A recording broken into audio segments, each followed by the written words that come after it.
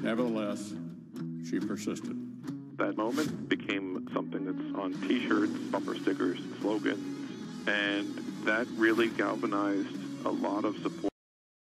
I'm placing an order to sell short euro at 118488.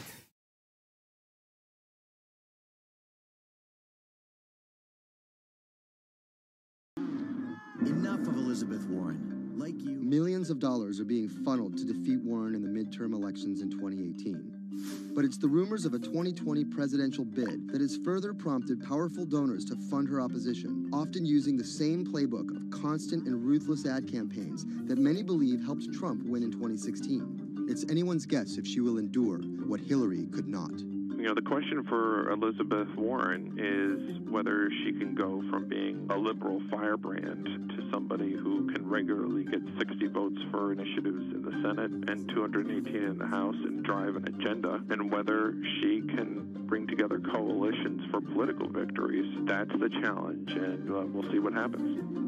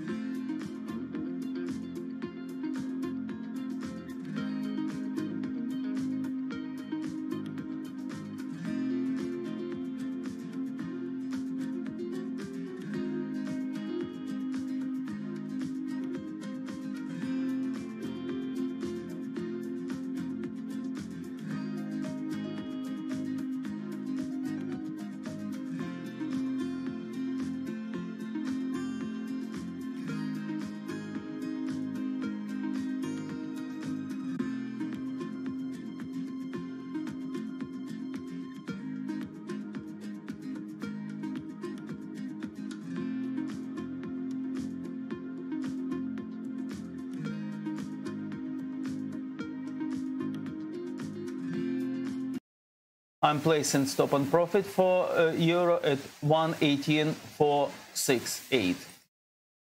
Stop on profit 118,468. Okay.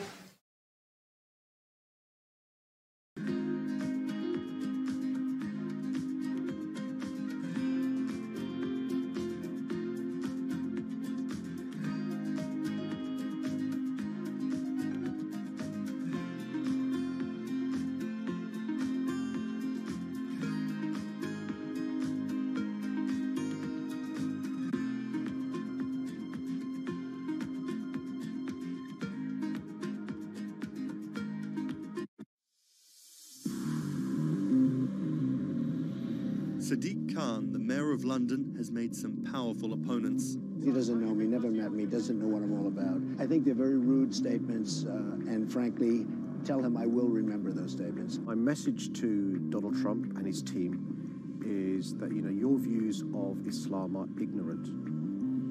He's the first Muslim mayor of a major Western capital and proud of it. This is how Sadiq Khan went from the son of Pakistani immigrants to a lawyer, lawmaker, and now the mayor of London. Khan's parents emigrated from Pakistan. His father was a bus driver, his mother a stay-at-home seamstress. The 10-strong Khan family squeezed into a 3-bedroom flat in South London. He wanted to be a dentist, but TV in the 1980s convinced him otherwise. Objection! LA law with its swagger and ill-fitting suits caught Khan's eye. He graduated in 1991 with a degree in law from North London University and joined a human rights firm. Khan worked a number of high-profile cases, often clashing with London's Metropolitan Police Force. But he had bigger political ambitions. This is what being a new MP is like, squatting on a bench in the absence of an office, dealing with letters from constituents. Reports are just coming in of an explosion here in London. And there's just explosions, and then it was just smoke everywhere. Everyone's just asking what's happened. Only 2 months after Khan entered the Commons as a Member of Parliament, London was attacked by Islamist extremists. That day will stay with me for the rest of my life. He spoke out against the attacks both as a London MP and as a Muslim. He has been very clear about his opposition to violence, opposition to terrorism, and has set out to make the case for a more open and peaceful Islam. That's Thomas Penny, one of Bloomberg's Westminster correspondents. Here is a man who is a Muslim, and he is standing up and being open and straightforward and being clear that the problem here is not Islam, but it's Islamic extremism. In 2015, a decade after the attacks, Khan ran for mayor of London, and his faith was back in the headlines. His opponent, Zach Goldsmith, trying to link Khan to radical Islam. The debate got again personal and nasty. The Goldsmith camp has called Khan extreme and accused him of associating with, quote, those who seek to do our police and capital harm. It's a pattern of behaviour. Even the former Prime Minister David Cameron repeated the allegations. He shared a platform with Sajil Shahid, the man who trained the ringleader of the 7/7 attacks and accused the United States of bringing 9/11 on themselves. But the smears didn't stick. Zach Goldsmith ran a very negative campaign that was based on what people knew was a lie. This election was not without controversy. And I'm so proud that London has today chosen hope over fear and unity over division. After taking the mayor's office with a comfortable majority, Khan has brought a business-like efficiency to the role, scrapping expensive vanity projects like the Garden Bridge and the new Routemaster buses, which cost £350,000 each. The former lawyer who used to fight the police in court is now praised for his close relationship with them. I was talking to a very senior police officer in the Metropolitan Police who said there was a sea change when he went into City Hall. And the police were saying how much they welcomed this because they knew where they stood, and it was more straightforward to work with. So he works like a lawyer, he works like a government minister. Khan's kept his faith at the fore. He's an outspoken voice for moderate Muslims across the world. Donald J. Trump is calling for a total and complete shutdown of Muslims entering the United States. Now, by giving the impression that Islam and the West are incompatible, you're playing into the hands of the extremists. The ongoing spat between Khan and US President Donald Trump escalated when Trump went after Khan, misquoting him on Twitter just hours after the terrorist attacks of June 3rd, 2017. Khan's now one of the most prominent Labour politicians in the UK. In fact, a recent poll of Londoners found Khan was more trusted to keep the country safe from terrorism than the Prime Minister or the Labour leader. His story of going from the son of an immigrant bus driver to the mayor of one of the greatest cities in the world plays well with Londoners. But can he appeal to the rest of the nation? Has Khan got his eye on the top job? And is the UK ready for a Muslim Prime Minister?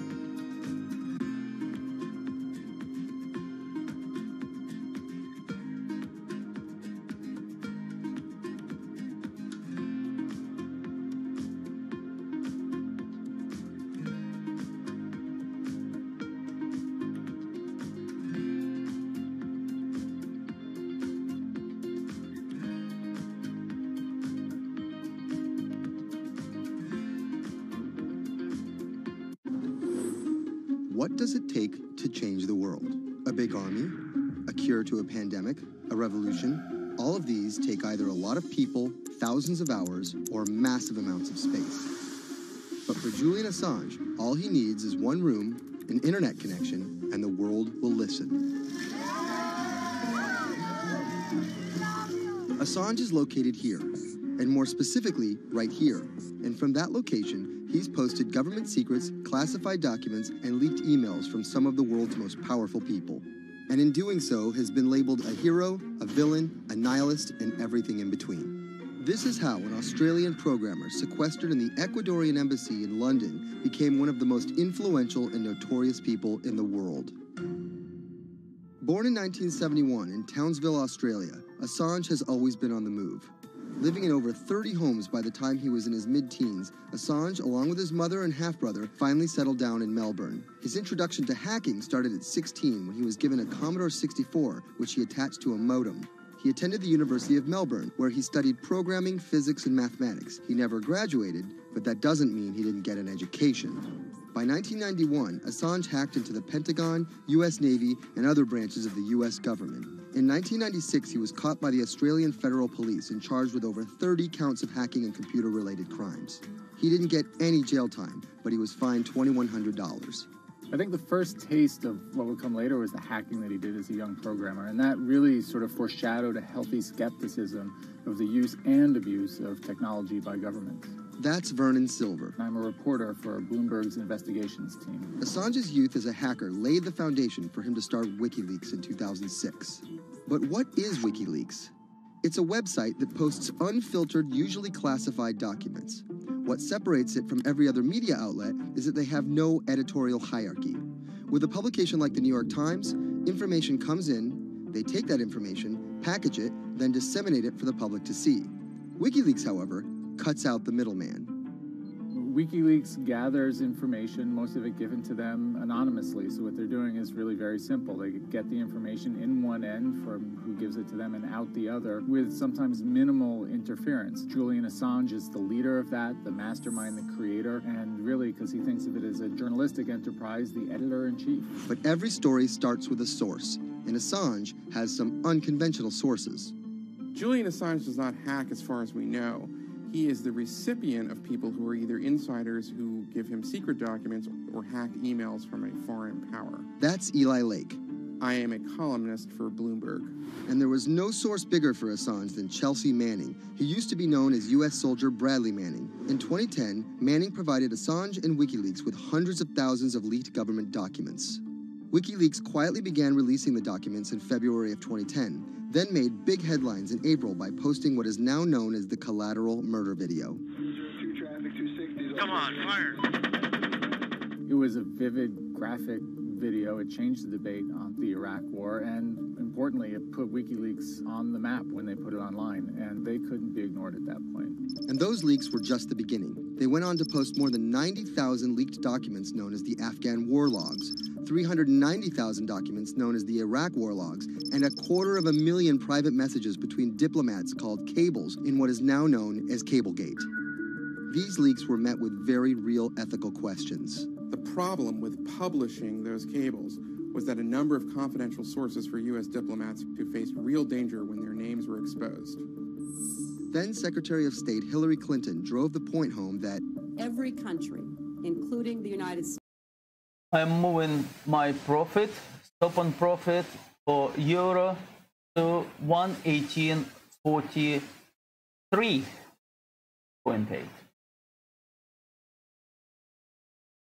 Okay. So we move profit to 118.43.8.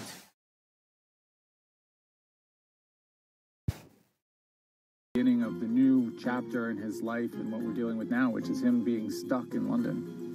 What was supposed to be an office in an embassy is now Assange's self-imposed prison to this very day. But that doesn't mean he's slowed down. Since being trapped in the embassy, WikiLeaks has released files about Guantanamo Bay prisoners, Syrian political figures, and the draft to the Trans-Pacific Partnership. And then came the 2016 U.S. election. Thousands of leaked emails showed Democratic Party officials possibly plotting against Bernie Sanders in his race against Hillary Clinton. Over the course of 68 days, WikiLeaks released 20,000 confidential Democratic National Committee emails. In terms of the presidential race, if you look right here, when Assange released the first batch of emails, Trump actually takes his first lead against Clinton. I think we've had enough of the Clintons, in all fairness.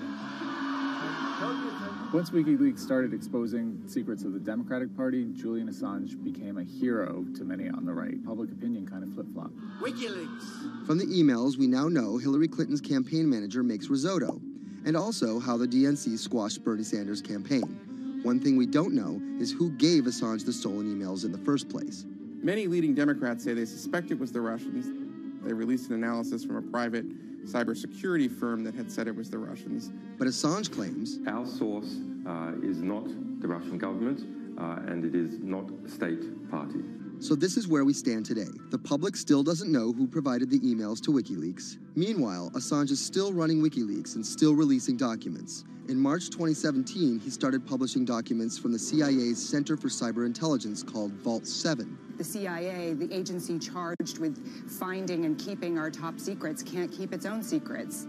As long as Assange has a connection to the world, no government secret will be too far from exposure. Julian Assange is still in the embassy. Maybe he'll leave, maybe he won't. Kind of regardless, his work has been done. He's changed the way people think about their governments, about their own secrets, about their own hackability, and really the world has changed because of him.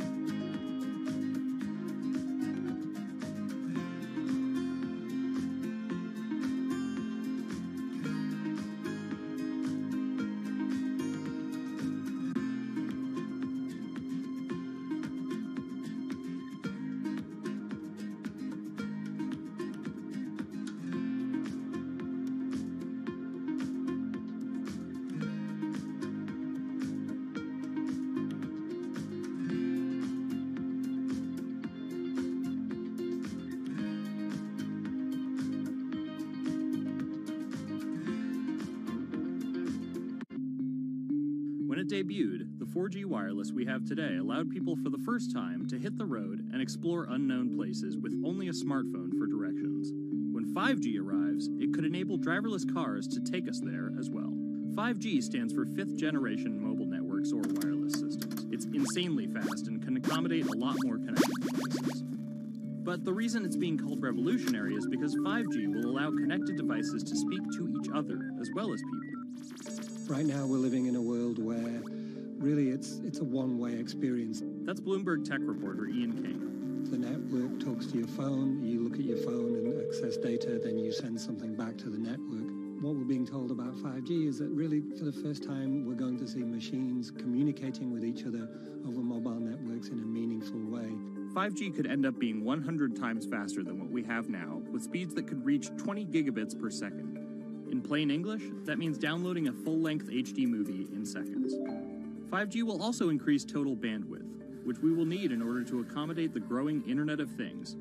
We're talking about the class of devices like internet-connected refrigerators, thermostats, dog collars, but 5G will enable many, many more. Things like your utility network, factories, where machines are just sat there not connected at all. Suddenly they're all going to be connected. Suddenly we're going to be able to have real-time monitoring. Other things like cars, like utility poles, like your light, the light poles. But perhaps the biggest advance will be a huge reduction in communication lag time, known as latency. A network of driverless cars will need the speed of 5G to ping each other multiple times per second to avoid collisions. Near instantaneous data transfers could allow doctors to perform surgery remotely with a robotic scalpel. So how will all this work? First, you need to improve network density. And that's just a fancy word for saying you put more towers out there. What we're being told is that's not actually the case with 5G. The idea is 5G will not only use the existing mobile spectrum, but also tap into higher frequencies called millimeter waves. Millimeter waves can carry more data, but only travel short distances. This may mean you'll see a lot more of these base stations around town. And the new towers may have as many as 100 antenna ports, compared to about a dozen on 4G cell towers. So when will we get 5G? Getting 5G ready is expected to cost providers $275 billion over 7 years in the US alone. Look for the first 5G service to pop up in big cities sometime in 2019.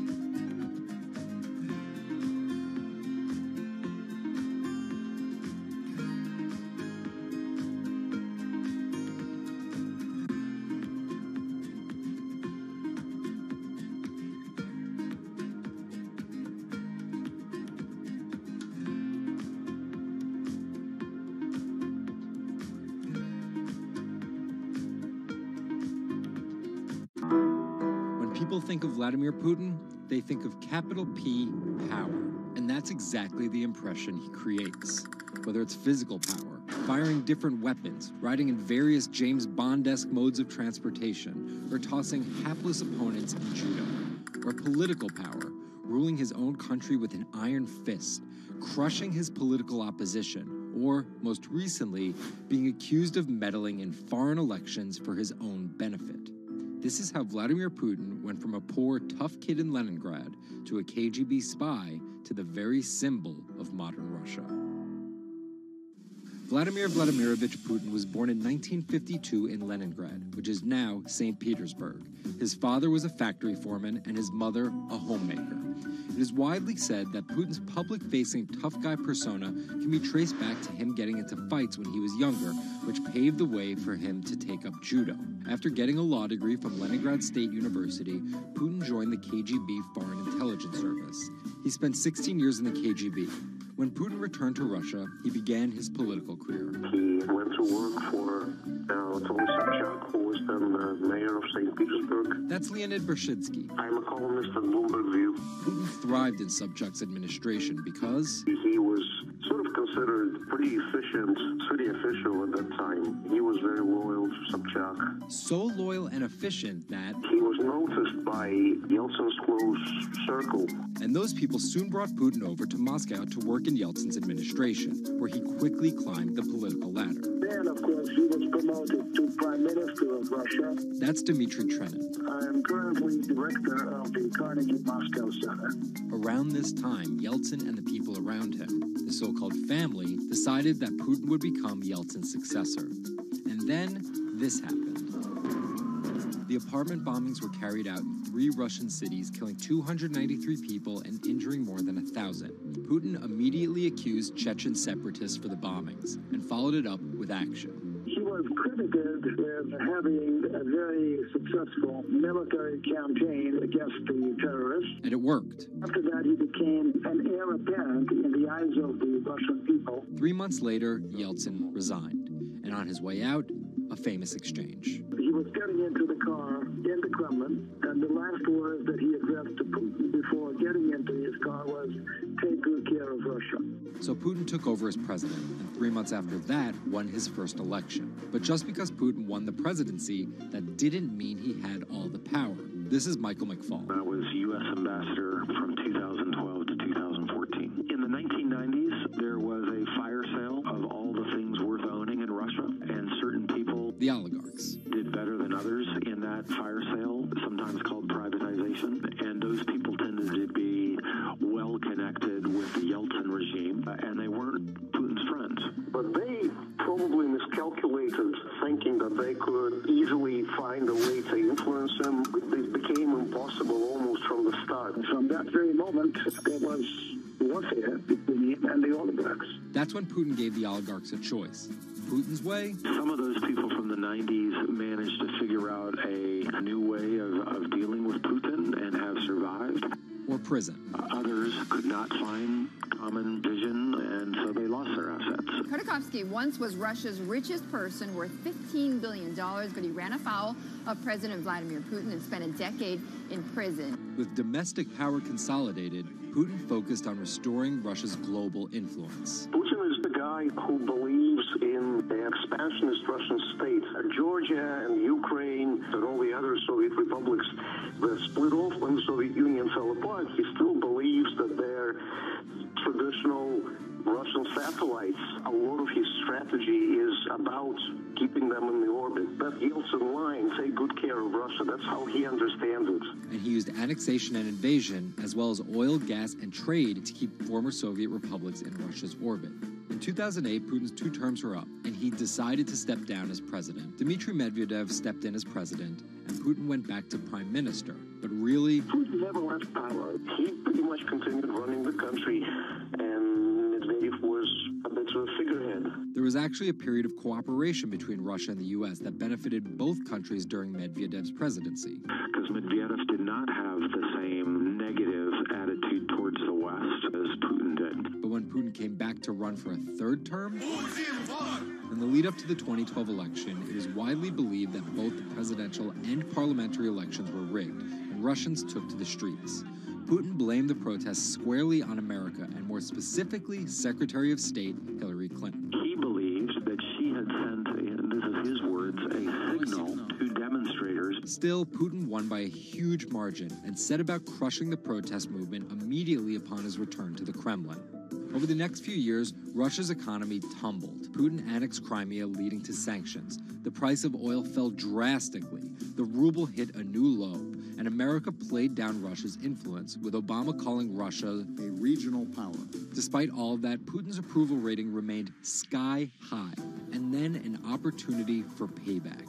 I think I'd get along very well with Vladimir Putin. In 2016, there was one candidate who called Vladimir Putin very smart. Trump exhibited tolerance towards Putin's actions annexing Crimea, and similar views on NATO and sanctions. Secretary Clinton didn't support any of those views. Even though Putin denies any wrongdoing, U.S. elections. Yes. The U.S. has accused Russia of being behind the leaking of 20,000 Democratic National Committee emails, which many say helped Trump beat Hillary Clinton in the presidential election. Which leaves us here, with the possibility of a President Putin until 2024, positioning Russia to be the world power he always imagined it should be.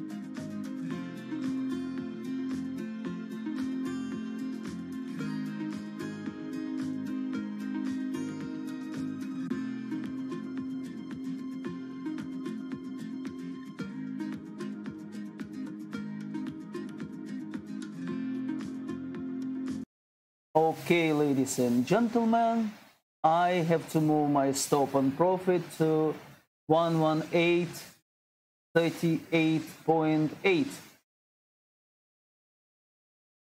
Okay, that's it.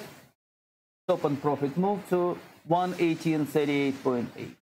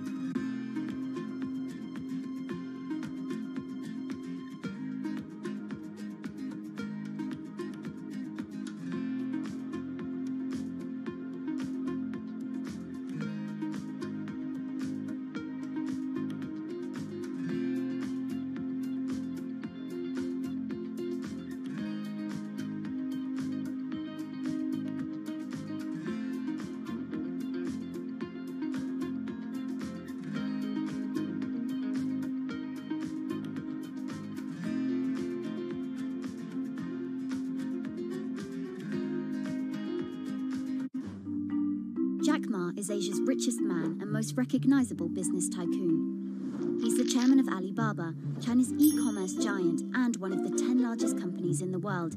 Yet he still wants more. We know where we're going. We want to be the 5th largest economy. Big words from the man some call Asia's Jeff Bezos. He's confident, he's charismatic, and he's definitely not the average CEO.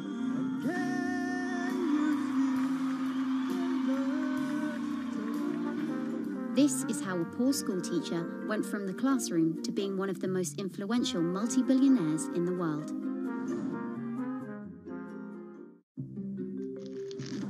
Ma was born in China's southeastern city Hangzhou in 1964.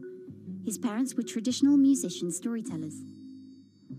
As a teenager, he started to learn English from foreign tourists after China opened up in the late 1970s. And then for 9 years, Jack Ma hung around outside the Hangzhou Hotel, which is now called the Shangri-La. He would get up at 5 a.m. to talk to travelers. That's Bloomberg technology reporter Lulu Chen. And I cover China Internet for Bloomberg. Ma failed China's National University entrance exam twice before being admitted to local teachers' college. He graduated in 1988. He applied for 30 jobs and got rejected, including from the fast food giant KFC. When KFC came to China, come to say,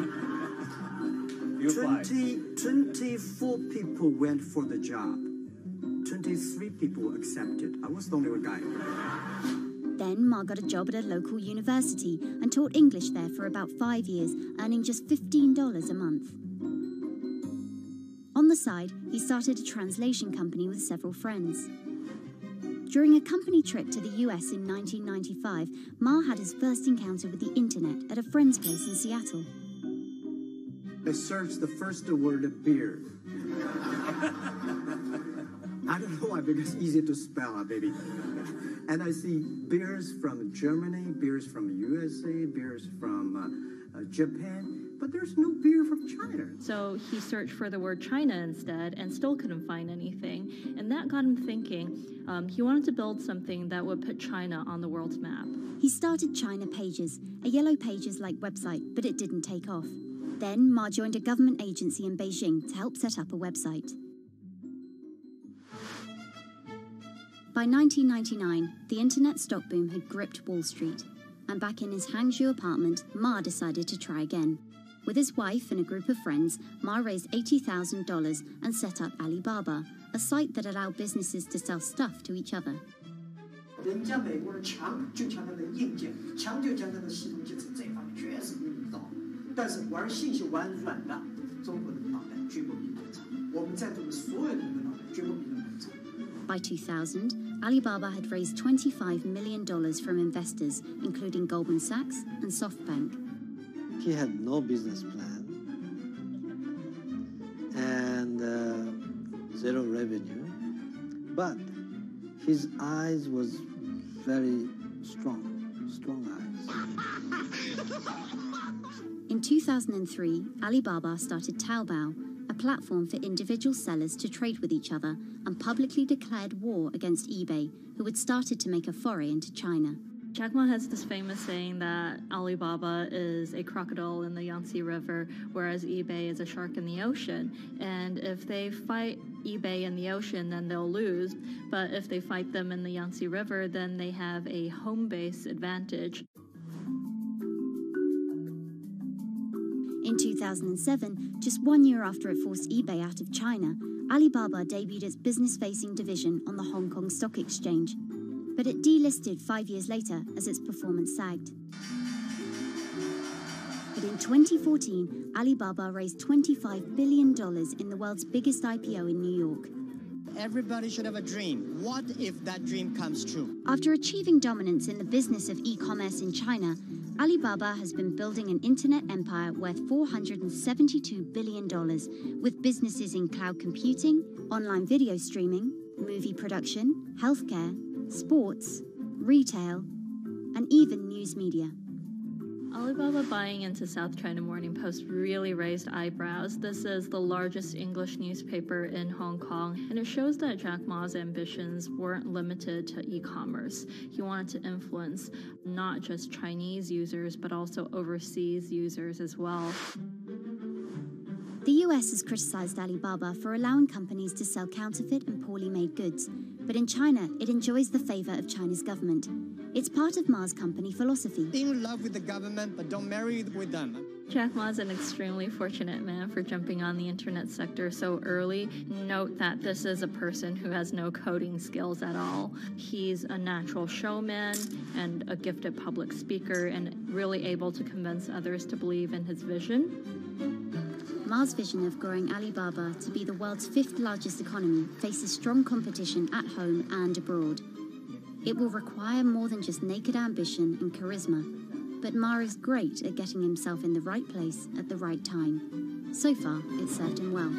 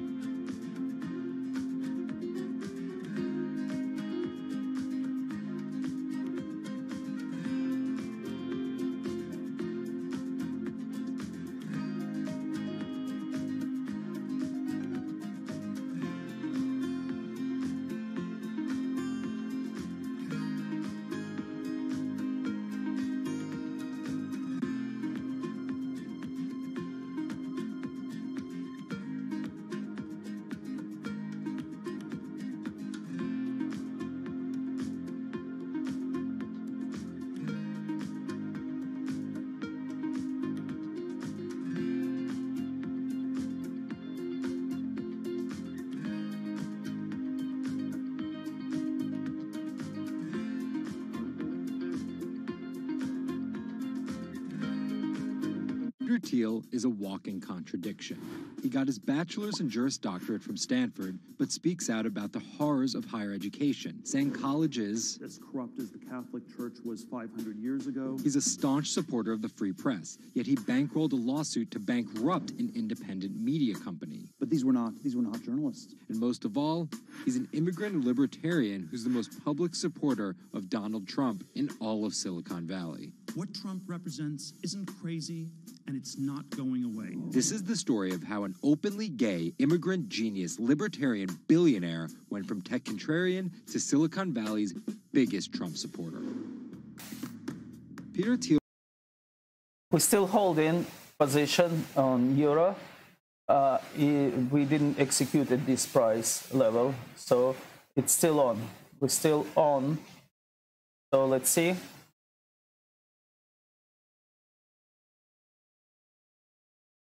Who he decided to surround himself with. That's Lizette Chapman. And I cover technology and venture capital here at Bloomberg. He and his Stanford friends made their first big splash in tech with PayPal. After selling to eBay for $1.5 billion, they would become known as the PayPal Mafia for each incredible success after PayPal. For Thiel, that began with an early, modest $500,000 investment in Facebook. And in VC speak, early means big risk, but also big reward. He turned that initial $500,000 investment into more than $1 billion in cash. But Thiel was just getting started with Facebook, and he went on to make a whole bunch of wildly successful investments. From SpaceX to Airbnb to one of the largest, most powerful companies in the United States, not the world, and of course that's Palantir. The incredibly controversial secret of data mining startup he founded with his colleagues from PayPal. It connects data silos and then allows non-technical people to search that information for patterns. Data like financial information, feeds from video cameras, biometric details, passport information, flight manifest. Palantir doesn't talk much about how they collect this data, who has access to it, or what they do with it. But they have contracts with the Department of Homeland Security and the CIA and the Department of Justice and the Securities and Exchange Commission and several other federal agencies. It's the richest company you've never heard of, valued at $20 billion. But there are plenty of obscenely wealthy people in Silicon Valley. What makes him different... He's a complex ball of multiple contradictions. Take college, for example. Even though college was extremely important for Thiel, there's something called the Thiel Fellowship. In exchange for dropping out and a promise not to pursue college, Thiel would give them $100,000 each. You basically tell people that if you get a diploma, you're saved. Otherwise you go to hell. You go to Yale or you go to jail. Also, his relationship with the press. Here's another contradiction. He's donated to free press initiatives, including the Committee to Protect Journalists. But he also secretly spent tens of millions of dollars bankrolling a lawsuit filed by Hulk Hogan over the publication of a sex tape and bankrupting the independently run Gawker Media. Why did he do this? Because in 2007, one of Gawker Media's blogs, ValueAg, outed him as gay. And with the lawsuit, he found an opportunity to get back at them by funding the lawsuit that Hulk Hogan was able to bring then, but he wouldn't have been able to do that without Thiel's money. And finally, Thiel's biggest contradiction, his endorsement of Donald Trump. When he was asked about his support for Trump, he was surprised at the outrage that came with it from many of his colleagues in Silicon Valley. He didn't want more of the establishment. No matter how crazy this election seems, it is less crazy than the condition of our country. After briefly supporting Carly Fiorina in the primaries, Thiel pivoted to Trump, donating $1.25 million to Trump and his associated super PACs in October 2016. And he didn't just help Trump financially. He gave a full-throated keynote speech supporting Trump at the Republican National Convention. I'm not a politician, but neither is Donald Trump. He is a builder, and it's time to rebuild America. And when Trump was finally elected, Thiel was given the reins to an enormous amount of power. And I want to thank you, man. You have a very special guy. He was named the transitional advisor. And in that role, he did a lot of interviewing and a lot of vetting to fill hundreds of cabinet positions and different jobs within the administration. But it turns out Thiel's support isn't unconditional. Talking to people who spend time with him, I have also heard that he is no longer a great supporter of Trump. It was reported that Thiel was unhappy with the direction of Trump's presidency. Ever since, he's been mum, making no public appearances, no statements, and staying out of the spotlight altogether. Although there have been suggestions that Trump could tap Thiel for a top intelligence post or ambassadorship, there's no indication he'd accept. He's described his relationship with politics as schizophrenic. He gets really involved, and then he runs away as fast as possible. Whether Thiel takes a new position or simply continues as a board director at Facebook and Palantir, at just 50 years old, he's primed to wield some serious influence in technology and politics for decades to come.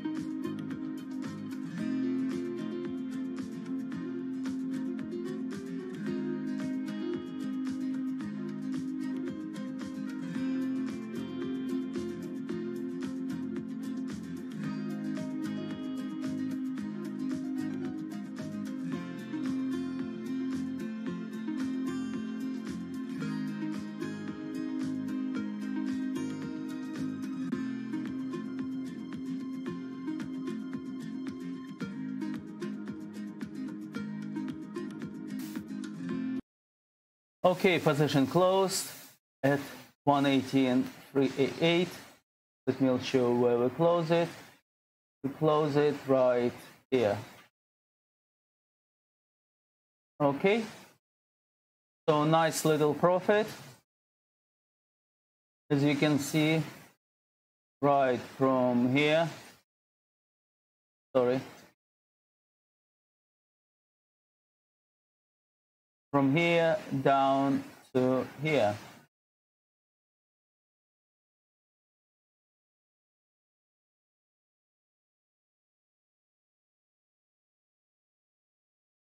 Okay, and we have 1,000 pounds in profit. Keep watching. Anybody who wants to purchase, get the strategy, you can see on our ticker site, the strategy, then basically all information you can find there. Practice for a couple of weeks and you will become the master of day traders. Okay, yeah, carry on following our trades. gases, the emissions that trap heat in the Earth's atmosphere in an effort to avoid the rising seas and other environmental disasters that climate models predict. But even if all pledges are met, the globe is expected to warm by as much as 3.4 degrees Celsius this century, more than the UN target of well below 2 degrees. Meeting the Paris Agreement means that governments will have to offer more incentives for clean energy, scale back support for fossil fuels, make emissions more costly, and reduce deforestation. It's estimated that the deal will require $13.5 trillion of spending through 2030. Here's the argument. Unlike past climate pacts such as the Kyoto Protocol, each country set its own Paris targets and then promised to revisit and improve them. The U.S. was primed to play a lead role in climate change, but Trump's Energy Independence Executive Order reverses Obama-era rules and directives put in place to combat climate change, and expands production of coal, the dirtiest fossil fuel. The resulting policies threaten the global fight against climate change. Without the